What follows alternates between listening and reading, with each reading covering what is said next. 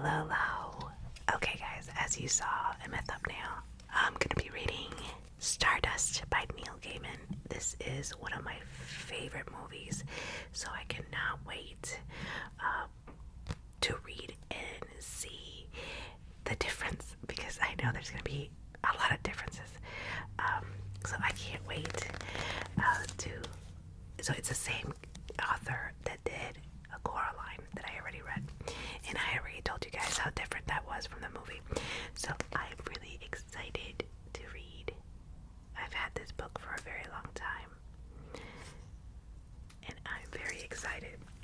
The chapters they're longer than the mind connection and stuff, so I'm gonna probably have to split the chapters into two. So chapter 1 will be this Saturday, and then the next Saturday will be the other half. So yeah, they're like this. So I might put the camera down so you guys can see it better. So, and instead of seeing my face, I don't know. You know what? You guys should comment.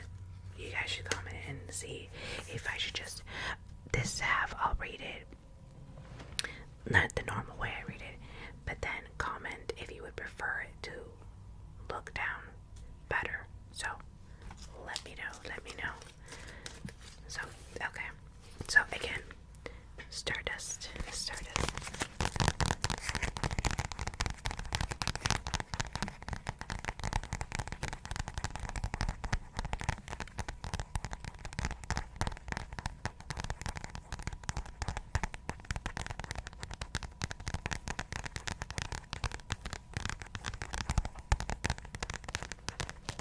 I think that if I read the whole chapter, it's going to be way too long.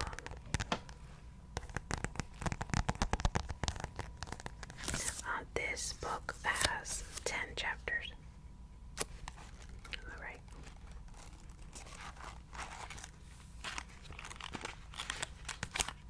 Yeah. And then it has the epilogue at the end.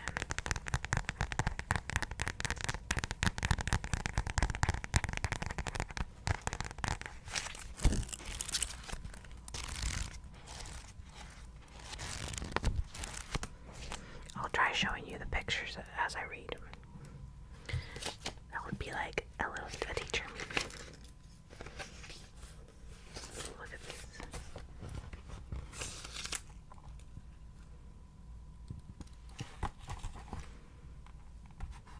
You guys can. Oh no.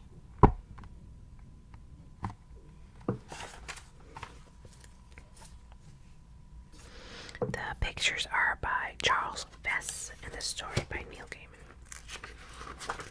Okay. This is the cover of the movie, if you didn't know.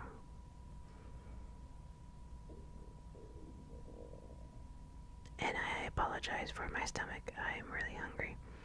I seem not to learn to eat before I do my videos. That would help out.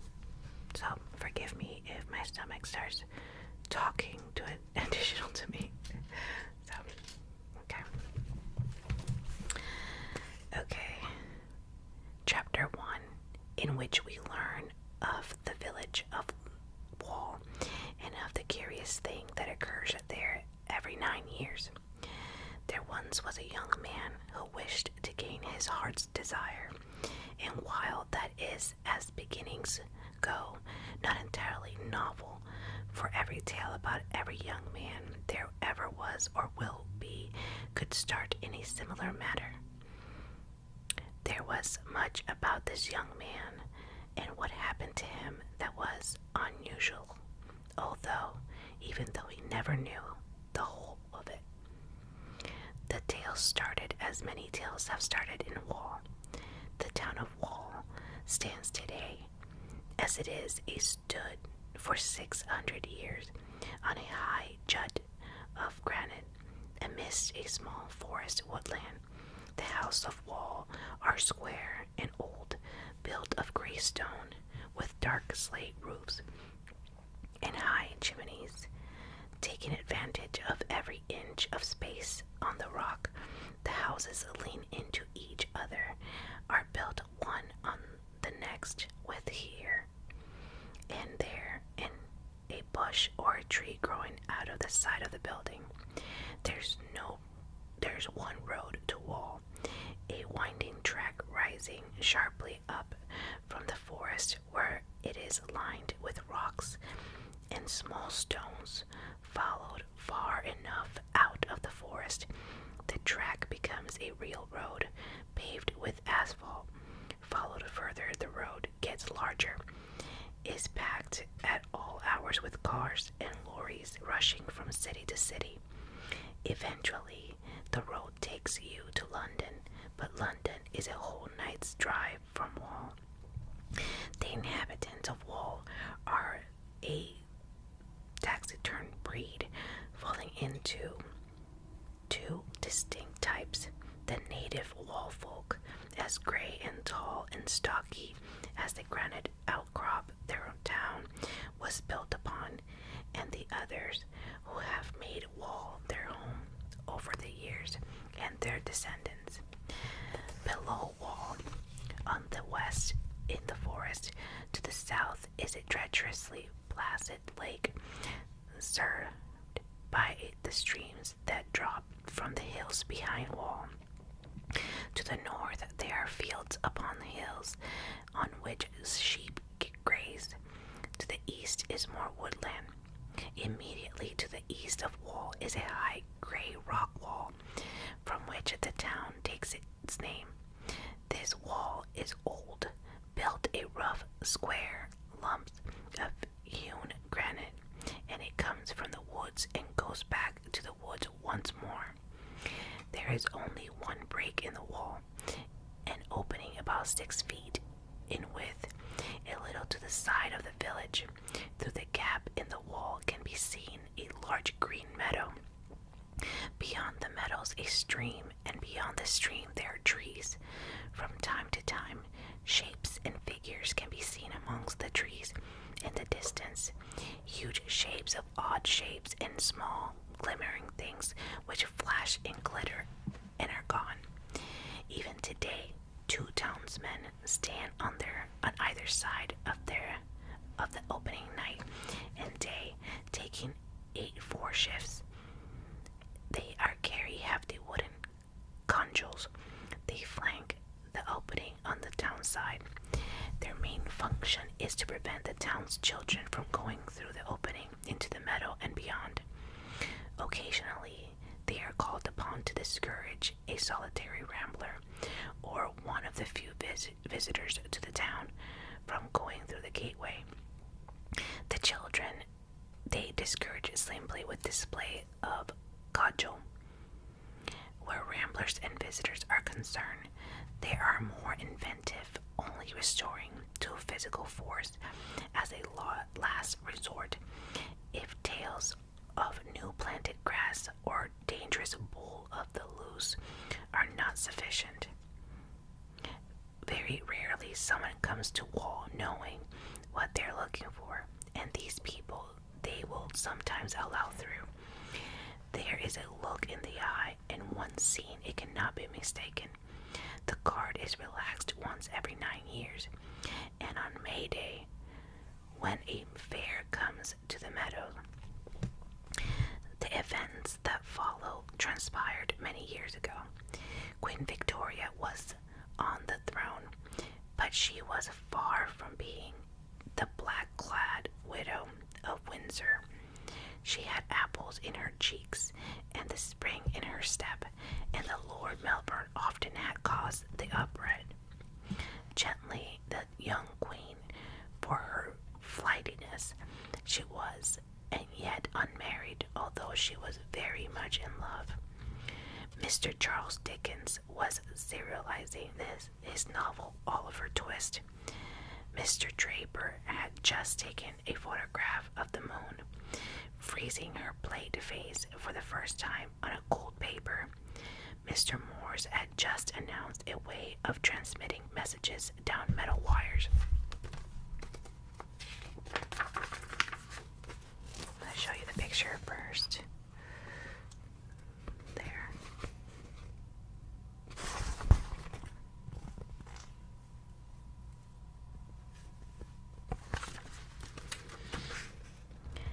mention magic or fairy to any of them, they would have smiled at you disdainfully, except perhaps for Mr. Dickens, at the time a young man, and beardless, and he would have looked at you wistfully. People were coming to the British Isles that spring. They came in ones and they came in twos, and they landed at Dover or in London or in Liverpool. Men and women with skins as pale as paper, skin as dark as volcanic rock, skins the color of cinnamon, speaking in multitude of tongues. They came all through April, and they traveled by steam train, by horse, by caravan or cart, and many of them walked. At the time, Dustin Thorne was 18, and he was not a romantic. He had not brown hair and nut brown eyes and nut brown freckles. He was middling tall and slow of speech. He had an easy smile which illuminated his face from within, and he dreamed when he daydreamed in his father's meadows of leaving the village of Wall and all its unpredictable charm, and going to London or Edinburgh or Dublin or some great town where nothing was dependent on which way the wind was blowing. He worked on his father's farm. He owned nothing save a small cottage in a far field his parents had given him. Visitors were coming to Wall that April, and Dustin resented them. Mr. Bromius in this 7th Magpie, normally a warren of empty rooms, had filled a week early, and now the strangers had begun to take rooms in the farms and private houses, paying for their lodging with strange coins, with herbs and spices and even gemstones. As the day of the fair approached, the atmosphere of anticipation mounted. People were waking early, counting days, counting minutes. The guards on the gate at the sides of the wall were restive and nervous. Figures and shadows moved in the trees at the edge of the meadow. In the 7th Magpie, Bridget Comfrey, who was widely regarded as the most beautiful pot girl in living memory, was provoking friction between Tommy Forrester, whom she had been seen to step out with over the brushes a previous year, and a huge man with dark eyes and a small, chittering monkey. The man spoke little English, but he smiled expressively whenever Bridget came by. In the pub's tap room, the regulars sat in an awkward proximity to the visitors, speaking so. It's only every 9 years. They say in the old days it was every year at midsummer. Ask Mr. Bromius. He'll know. Mr. Bromius was tall, and his skin was olive. His black hair and curled tightly on his head. His eyes were green. As the girl of the village became women, they took notice of Mr. Bromius, but he did not return their notice.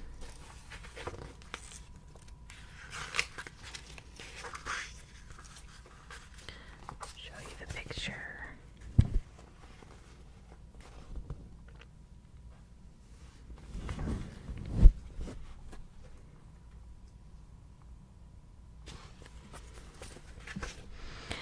It was said he had come to the village quite some time ago, a visitor, but he had stayed in the village, and his wine was good, so the locals agreed.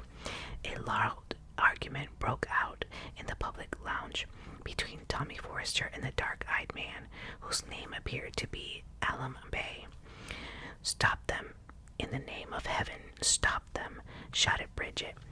"They're going out the back to fight over me," and she tossed her head prettily so that the light of the oil lamps caught her perfect golden curls. Nobody moved to stop the men, although a number of people, villagers, newcomers alike, went outside to spectate. Tommy Forrester removed his shirt and raised his fist in front of him. The stranger laughed and spat onto the ground, and then he seized Tommy's right hand and sent him flying onto the ground, chin first. Tommy clambered to his feet and ran at the stranger.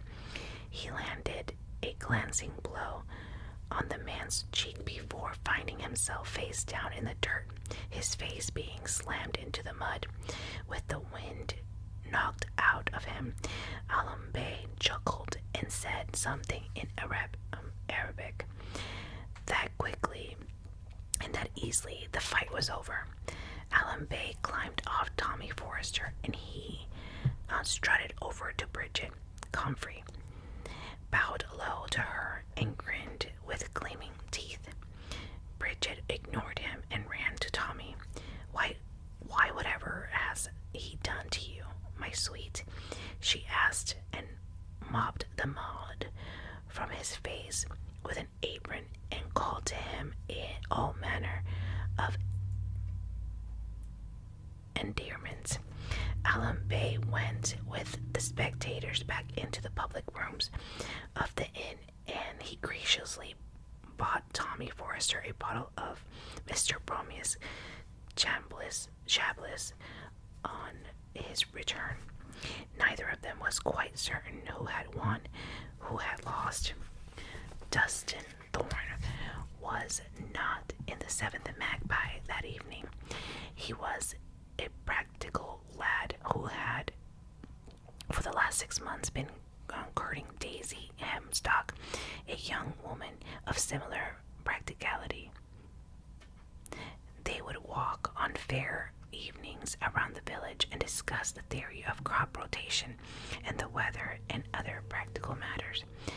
And on these walks upon which they were invariably accompanied by Daisy's mother, a younger sister walking a healthy 6 paces behind, they would from time to time stare at each other lovingly.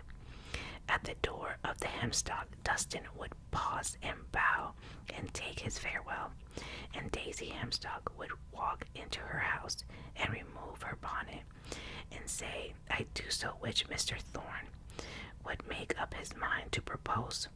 I'm sure Papa would not be adverse to it."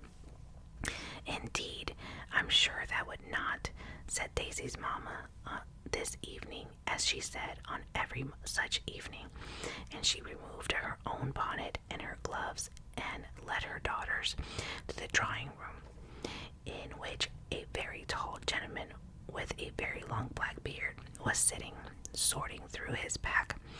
Daisy and her mamma and her sister popped curtsies to the gentleman, who spoke little English and had arrived a few days before. The temporary lodger, in his turn, stood and bowed to them.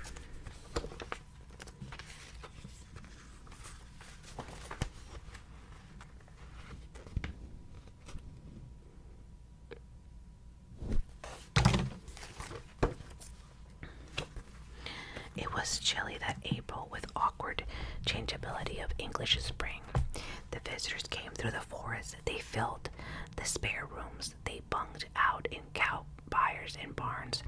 Some of them raised colored tents. Some of them arrived in their own caravans, drawn by huge gray horses or by small, shaggy ponies. In the forest there was a carpet of bluebells. On the morning of April the 29th, Dustin Thorne drew guard duty on the gap in the wall with Tommy Forrester. They stood on each side of the wall, and they waited.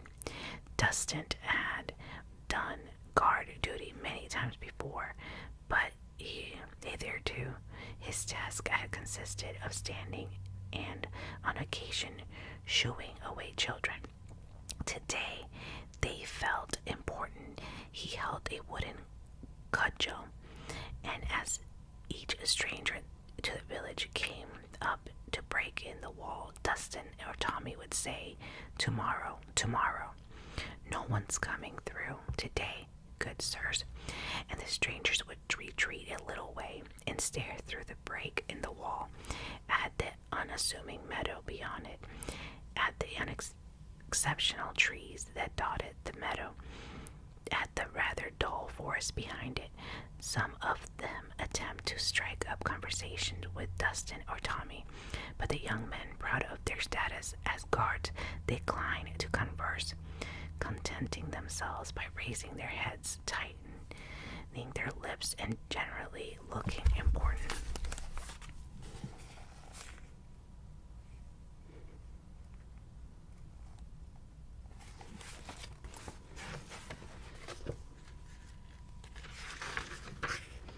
At lunchtime, Daisy Hemstock brought by a small pot of shepherd's pie for them both, and Bridget Comfrey brought them each a mug of spiced ale. And at twilight, another two able-bodied young men of the village arrived, carrying a lantern each, and Tommy and Dustin walked down to the inn where Mr. Promise gave each of them a mug of his best ale, and his best ale was very fine indeed, as the reward for doing guard duty. There was a buzz of excitement in the inn, now crowded beyond believing. It was filled with visitors to the village from every nation in the world, or so it seemed to Dustin, who had no sense of distance once you were beyond the woods that surrounded the village wall.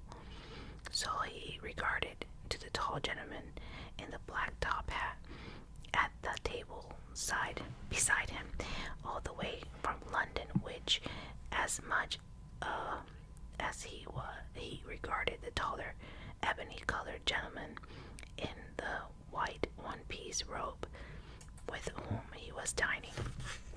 Dustin knew that it was rude to stare, and that as a villager of Wall, he had every right to feel superior to all of the foreigners, but he couldn't smell unfamiliar spices on the air and hear men and women speaking to each other in 100 tongues, and he gawked at them all unashamedly. The man in the black silk top had noticed that Dustin was staring at them and motioned the lad over to him. "Did you like treacle pudding?" he asked abruptly by way of introduction. Mutanabi was called away. There was more pudding here than a man can possibly manage on his own. Dustin nodded. The treacle pudding was streamingly, inventively on its plate. "Well then," said his new friend, "help yourself." He passed Dustin a clean china bowl and a spoon. Dustin needed to further encouragement, and together the two men demolished the pudding. "Now, young un," said the tall gentleman in the black silk top hat to Dustin, once their bowls and the pudding plate were quite empty. It seemed the inn was no more rooms, also that every room in the village that can be let has already been let. "Is that so?" said Dustin, unsurprised. "That it is," said the gentleman in the top hat. "And what I was wondering was, would you know of a house that might have a room?" Dustin shrugged. "All the rooms have gone by now," he said. "I remember that when I was a boy of 9, my mother and my father sent me to sleep in a rafters of the cow byre for a week, and let my room to a lady from the Orient and her family and servants. She left me a kite as a thank you, and I flew it from the meadows until one day it snapped its string and flew away into the sky." "Where do you live now?" asked a gentleman in a top hat. "I have a cottage on the edge of my father's land," Dustin replied.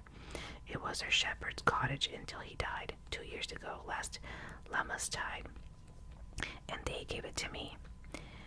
"Take me to it," said the gentleman in the hat, and it did not occur to Dustin to refuse him. The spring moon was high and bright, and the night was clear. They walked down from the village to the forest beneath it, and they walked the whole way past the Thorne family farm, where the gentleman in the top hat was startled by a cow sleeping in the meadow, who snorted as he dreamed, until they reached Dustin's cottage. It had one room and a fireplace. The stranger nodded. "I like this well enough," he said. "Come, Dustin Thorne, I'll rent it from you for the next 3 days. What'll you give me for it?" "A golden sovereign, a silver sixpence, a copper penny, and a fresh shiny farthing," said the man. Now a golden sovereign for 2 nights was more than fair rent in the days when a farm worker might hope to make £15 in a good year.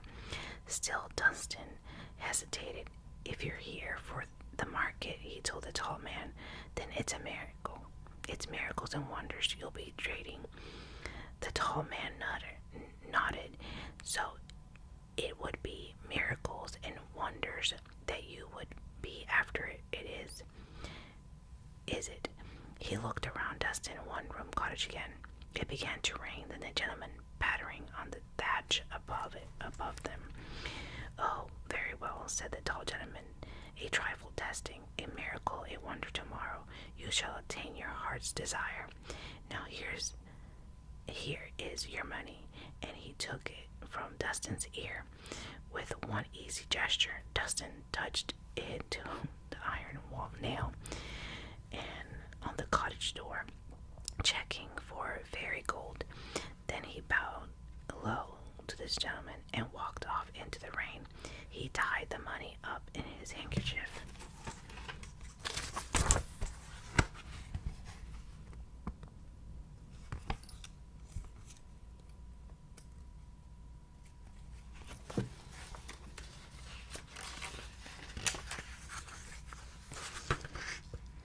Dustin walked to the cow byre in the pelting rain.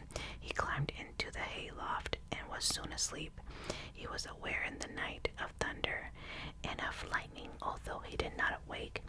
And then in the small hours of the morning he was woken by someone treading awkwardly on his feet. "Sorry," said the voice. "That is to say, excuse me." "Who's that? Who's there?" said Dunstan. "Just me," said the voice. "I'm here for the market. I was sleeping in the hollow tree for the night, but the lightning toppled it, cracked it like an egg. It did not smash it like a twig, and the rain got down my neck, and it threatened to get into my bag, and there are things in there must be kept dry as dust, and I kept it safe as houses on all travelings here, though it was wet as water," suggested Dustin. "Ever so," continued the voice in the darkness, "so I was wondering," it continued, "if you'd mind me staying here under your roof, as I am not very big, and I'd not disturbed you or nothing. Just don't tread on me," sighed Dunstan. It was then that a flash of lightning illuminated the byre, and in the light Dunstan saw something small and hairy in the corner wearing a large floppy hat, and then darkness. "I hope I'm not disturbing you," said the voice, which certainly sounded rather hairy. Now Dunstan thought about it. "You aren't," said Dustin, who was very tired. "That's good," said the hairy voice, "because I wouldn't want to disturb you." "Please," begged Dunstan, "let me sleep, please." There was a snuffling noise, which was replaced by a gentle snoring. Dustin rolled over in the hay. The person, whatever it was, farted, scratched itself, and began to snore once more. Dunstan listened to the rain on the byre roof and thought about Daisy Hemstock, and in his thoughts they were walking together. In 6 steps behind them walked a tall man with a top hat and a small furry creature whose face Dustin could not see. They were off to see his heart's desire. There was a bright sunlight on his face, and the cow byre was empty. He washed his face and walked up to the farmhouse. He put on his very best jacket and his very best shirt and his very best breeches. He scraped the mud of his boots with his pocket knife. Then he walked into the farm kitchen and kissed his mother on the cheek and helped himself to a cottage loaf and a large pat of fresh churned butter. And then, with his money tied up in his fine Sunday cambric handkerchief, he walked up to the village of Wall and bade good morning to the guards on the gate. Through the gap in the wall, he could see colored tents being raised, stalls being erected, colored flags, and people walking back and forth. We're not to let anyone through until midday, said the guard. Dunstan shrugged and went to the pub, where he pondered what he'd buy with his savings. The shiny half-crown he had saved in lucky sixpence, with a hole drilled through it, on a leather thong around his neck, and with the additional pocket handkerchief filled with coins, and he had quite forgotten there had been anything else. He had been promised the night before. At the stroke of midday, Dunstan strode up to the wall, and nervously, as if he were breaking the greatest of taboos, he walked through beside, and he realized the gentleman in the black silk top hat, who nodded to him.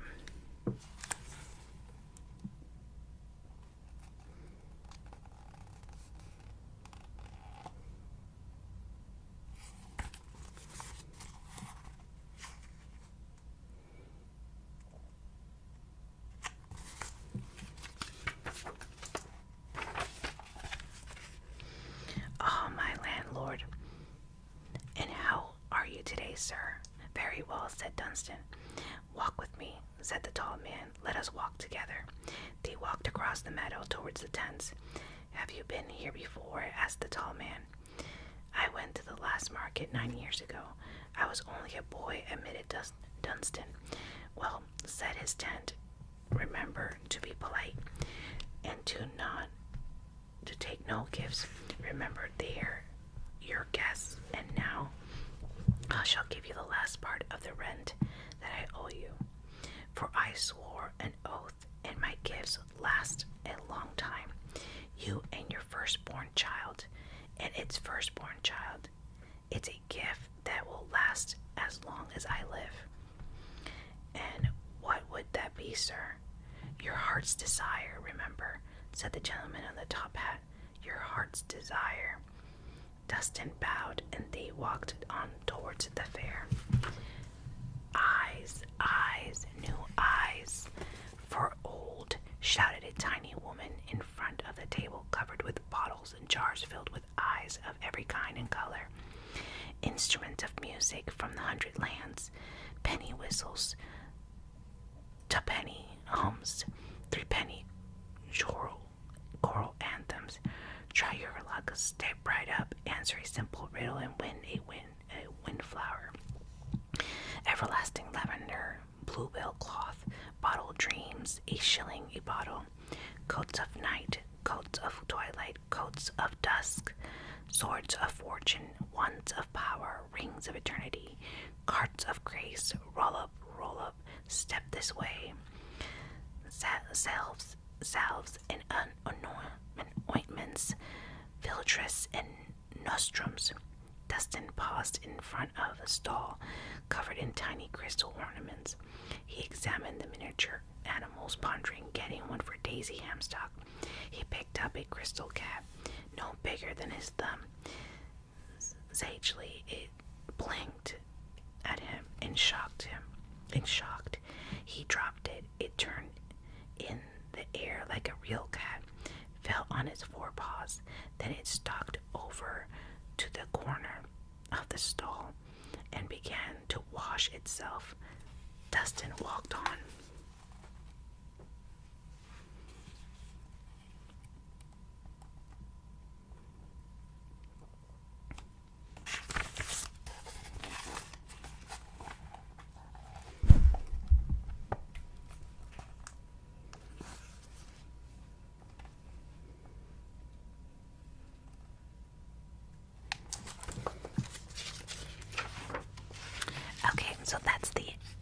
I'm making this the end. This is halfway to the chapter 1, so I will continue next Saturday. Thank you guys so much for watching. I hope you're enjoying it already. I will talk to you in my next video, so please don't forget to subscribe, give me a thumbs up, share, comment, follow me on Instagram, hit the bell for notifications, and I will talk to you in my next video. Bye guys.